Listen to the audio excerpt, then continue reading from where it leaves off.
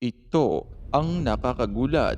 Tunay na kapalaran na umano ang siyang minsang gumagawa ng paraan upang gantihan ang mga sinungaling na tao katulad na lamang ng retired police colonel na si Royina Garma, kung saan kinumpirma nga ng Department of Justice kahapon na nahuli na itong si Garma kasama ng kanyang anak matapos tumakas sa bansa. Matatanda ang si Garma ang nagdawi kay dating Pangulong Rodrigo Duterte sa pagsisiyasat ng House Quad Committee. Sinabi nito na nagbibigay umano ang dating Pangulong Duterte ng reward money noong war on drugs. Maraming netizen ang natuwa sa balitang ito ng Department of Justice sapagkat kinumpirma nga nila na hindi na umano makakatakas pa ang dating police colonel at opisyales ng PCSO na si Royina Garma na siyang nagdidiin ngayon kay former President Rodrigo Duterte. Sa nasabing insidente, tila kinarma na nga itong si Garma dahil matapos nga umano nitong mabalitaang pumasa sa hamon ang former President na si Rodrigo Roa Duterte at sinabing dadalo ito sa Quad Committee hearing, ay tila natakot na nga itong si Garma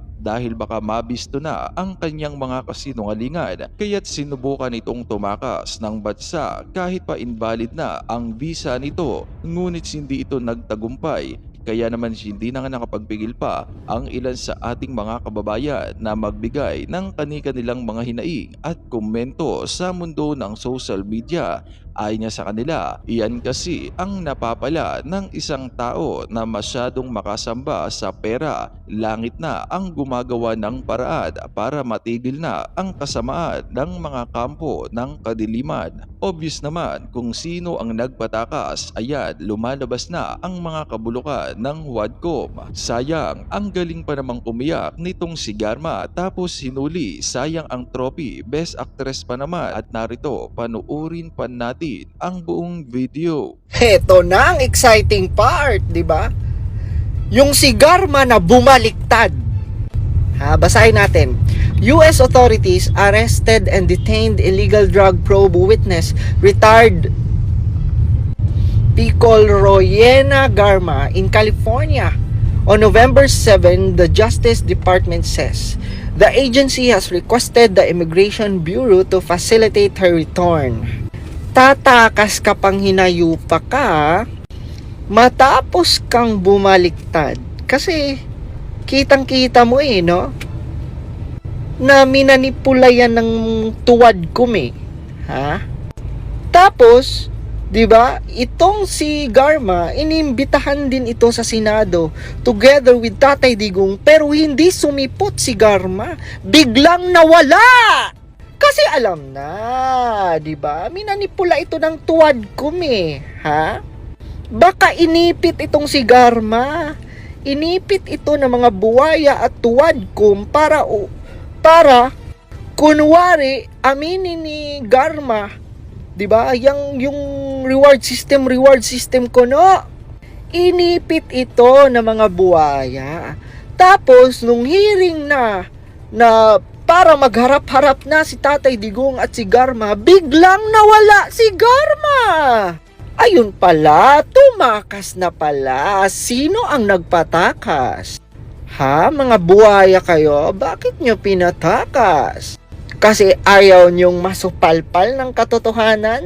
Dapat ikaw, Garma, kung totoo yung pagbaliktad at paglaglag mo kay Tatay Digong, harapin mo si Tatay Digong nang magkaalaman na kung ano ba talaga ang totoo.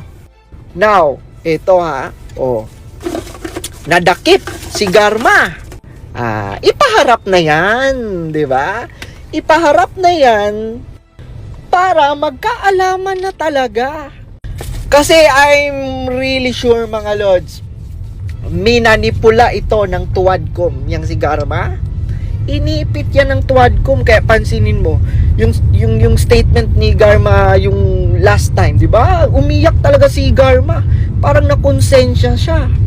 Kasi talagang inipit no? Inipit talaga Kaya kayong mga buhaya kayo, may oras din kayo, di ba? Marireveal din kung ano ang katotohanan. no idea kung umalis sa bansa, nasa bansa ba, nakaalis na. I have no information. We advise them na kapag kinakailangan sila, ay kailangan na mag-attend sila. So far, kasi nag-move forward na tayo ng topic, no? Napunta na tayo dito sa, tapos na tayo dun sa Barayuga case, no? Somehow, no?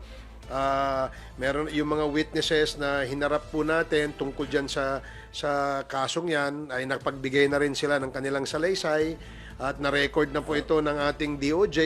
In fact, nag-uumpisa na ng PI, no? Yung ating DOJ sa kanila, no? I think nakausap na rin sila.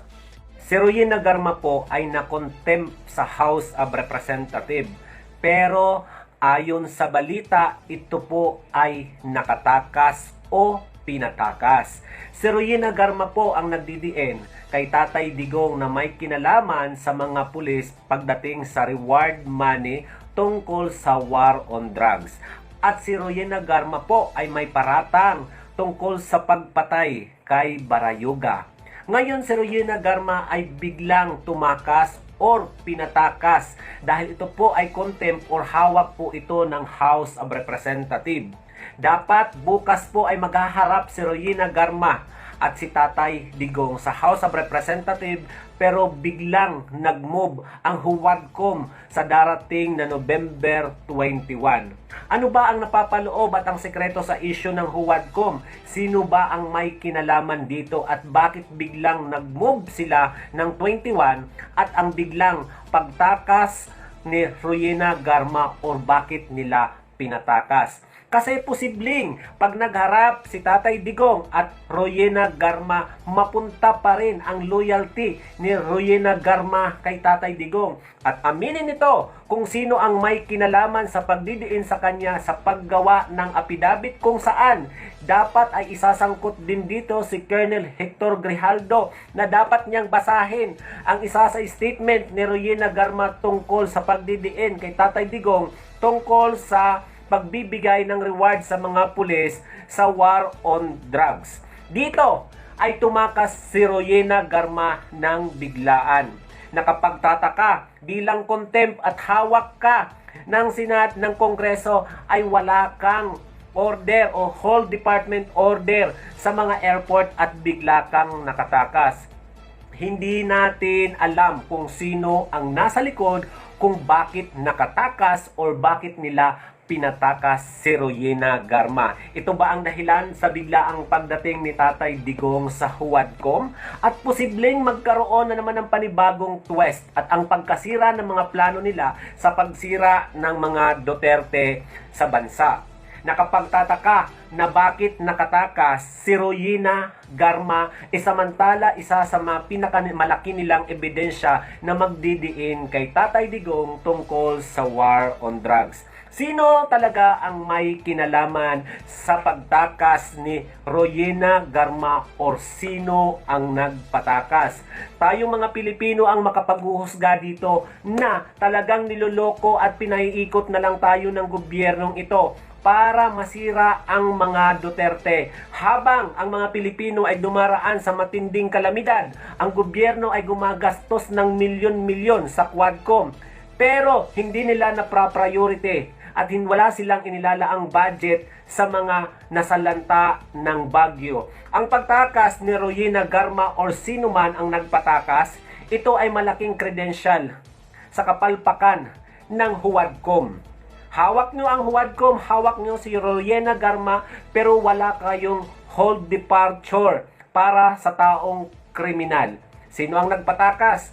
Ngayon, kayo na po ang bahala, mamamayang Pilipino. Ito pala si Waray Laban. Follow for more.